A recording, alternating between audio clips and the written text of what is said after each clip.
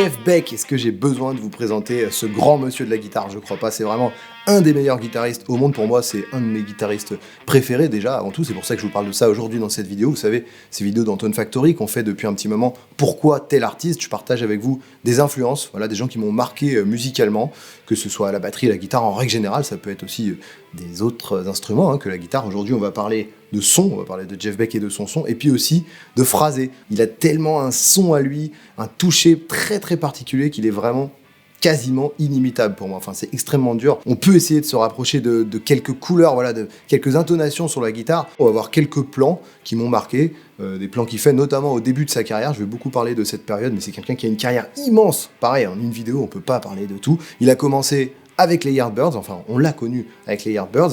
À la fin des années 60, les Yardbirds, c'est un petit peu l'école de la guitare rock anglaise. Eric Clapton, Jimmy Page, Jeff Beck, voilà, rien que ça, dans ce groupe mythique. Et puis rapidement, il a évolué et on l'a vu aux côtés, à la fin des années 60, de Monsieur Rod Stewart. Ils sont allés en studio, donc ils ont enregistré 2 albums que j'adore, c'est vraiment mes préférés s'il fallait en choisir. Le tout début de sa carrière, le son, le côté sauvage. Alors voilà, il y a Truth qui est juste à côté de moi.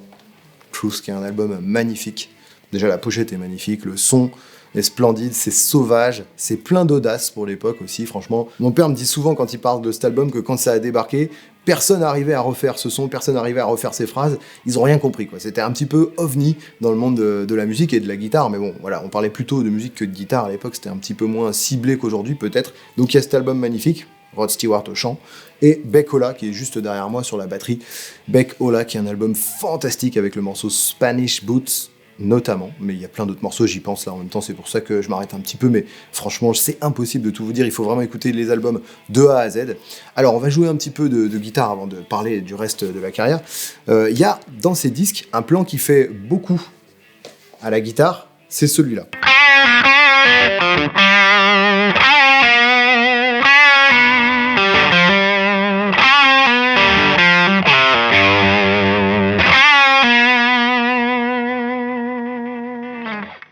Il va chercher quelque chose d'un petit peu faux quelque part, il tord les notes au lieu de faire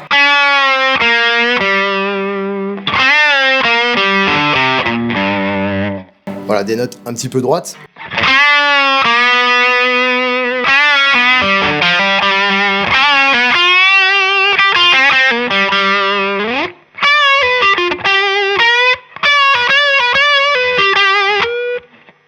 Ça, c'est des choses qui m'ont marqué quand j'étais gamin, cette guitare complètement folle.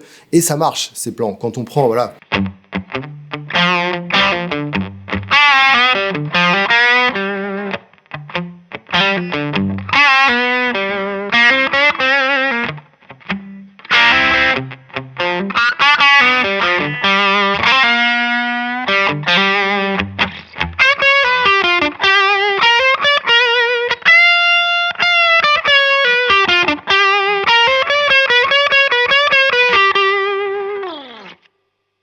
C'est à ma manière que je le joue. Je rassure les fans de Jeff Beck, je suis pas là pour vous apprendre, comme je disais, des plans de Jeff Beck, je ne sais pas faire, mais voilà. Le but du jeu, c'est de trouver quelques couleurs. Encore une fois, ces vidéos, c'est aussi pour vous influencer, vous, sur votre jeu de guitare, peut-être le faire évoluer un petit peu, sans prétention aucune, mais vous donner quelques clés comme ça. Moi, ça a été des clés dans mon apprentissage de la guitare. Quand j'ai entendu ça, j'ai essayé de le refaire sur la guitare. En tirant les notes vers le bas, notamment, vous avez vu, je trouve ça un petit peu plus facile à faire quand je le fais comme ça, et il a voilà, cette façon de le faire, même avec une Les Paul, parce qu'après il a beaucoup joué sur Strat, on va y revenir, c'est sa guitare, la Strat clairement, mais il a aussi beaucoup joué sur Les Paul, Telecaster également, pas mal de guitares au final, et à chaque fois il arrive à tordre la guitare.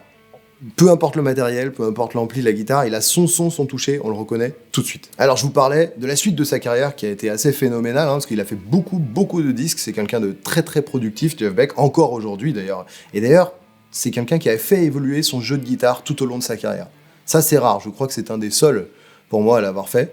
C'est-à-dire que quand on l'entend jouer en 68, 69, voilà, avec Rod Stewart sur ces disques-là, Truth et Beck Ola, dont je parlais juste avant, il joue d'une manière voilà, assez blues, finalement. On est quand même encore dans du classique blues, entre guillemets, même si c'est déjà bien barré et déjà bien compliqué à reproduire, encore une fois.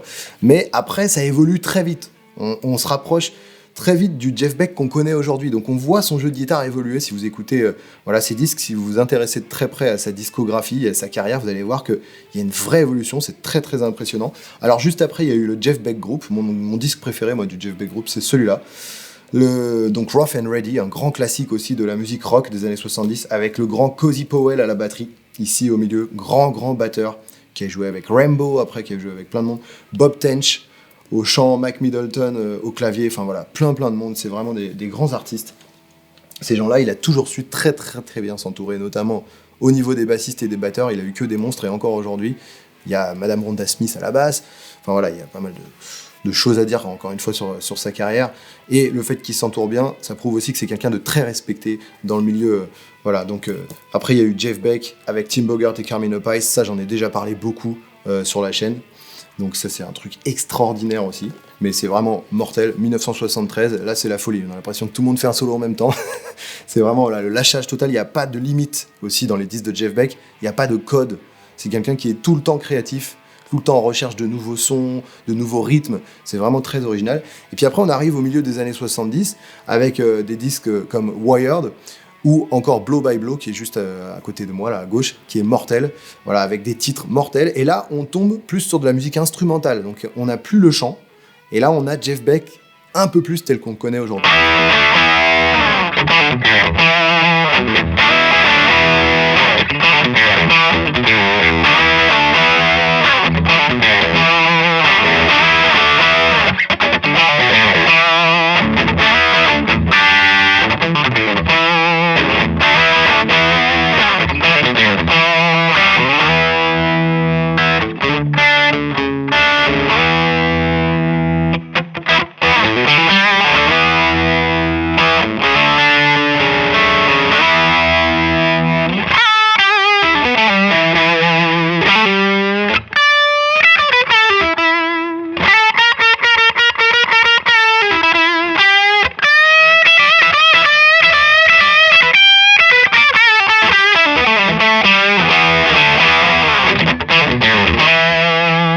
Alors pour ceux qui ne connaîtraient pas le riff que je viens de jouer, c'est Lady, le deuxième morceau de l'album Beck, Bogert, Appice. C'est un de mes morceaux favoris depuis que je suis tout petit, c'est monstrueux, que ce soit à la batterie, à la basse, le chant est monstrueux. Mais voilà, juste pour parler de ça, ce riff pour moi c'est le son de Jeff Beck aussi. Alors il n'y a pas que ce morceau, et son son a évolué vachement aussi tout au long de sa carrière. D'ailleurs en parlant de son aujourd'hui, on joue sur mon Kel Bluebird avec Majiro California et mon nouveau meilleur ami, The Jeff Archer, voilà, l'Overdrive qui est juste derrière moi. Et c'est un son, donc beaucoup Marshall, il a beaucoup joué sur ses amplis Marshall, un petit peu aussi Fender, on l'a vu jouer un petit peu de matos différents au fur et à mesure, au fil des années. Et encore une fois, à chaque fois, malgré le matériel, on reconnaît son attaque, on reconnaît son son. C'est un monsieur aussi qui a fait évoluer son jeu, parce qu'il a joué au Mediator, puis après Mediator et doigt, et puis maintenant uniquement au doigt. Si vous regardez sur scène, on le voit mettre son talc, j'ai eu la chance de le voir en concert plusieurs fois, c'est rigolo, il se tourne vers son ampli, il met un peu de poudre blanche comme ça, et il joue tout au doigt avec le vibrato sous la main, enfin c'est toute une gestuelle, et ça rend le truc encore plus compliqué, encore une fois, à reproduire. Mais très cool pour avoir d'autres sons, donc quand on rentre à la maison, on prend la guitare, on commence à jouer quelques licks au doigt, et il y a des sons qui sortent, qui sont vraiment différents de ce qu'on peut faire d'habitude au Mediator.